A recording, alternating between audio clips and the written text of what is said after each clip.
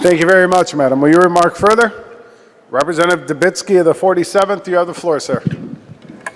Thank you, Mr. Speaker. Mr. Speaker, I'm looking at this from the perspective of small towns that have volunteers that run their boards of finance and set their budgets, and also from the perspective of the legislature.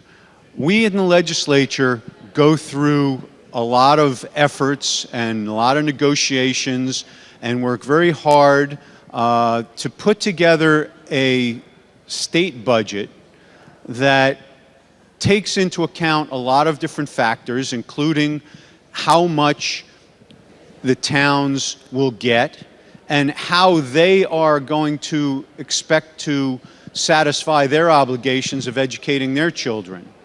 And then once we do that, which is unfortunately often very, very late in the process, and after the towns are required to get their budgets in, then the towns take whatever we told them they were going to get, and they put together a budget that also weighs and balances a lot of factors.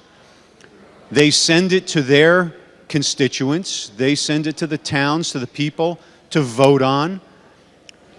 And at that point, we as a legislature and the towns and the people of the towns have certain expectations about what's going to happen, how money has been allocated, and how money is going to be spent.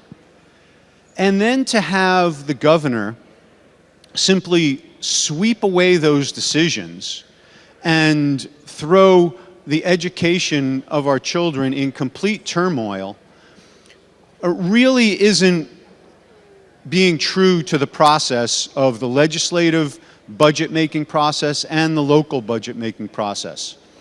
So, I certainly support overriding this veto, and I think anybody who lives in a town who spends most of the money in that town on education, which I know is all of my towns and probably just about every town in the state, where most of the money goes to education, the towns have to have some reasonable expectation as to what money is going to be there for education.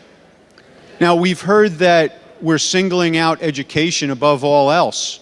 Well, I tell you, in my town, the education budget for our schools is many, many times greater than the budget of all other things put together.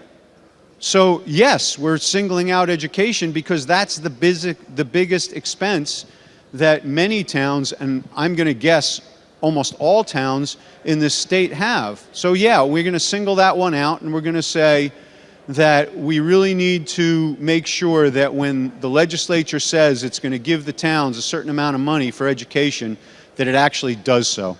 Thank you.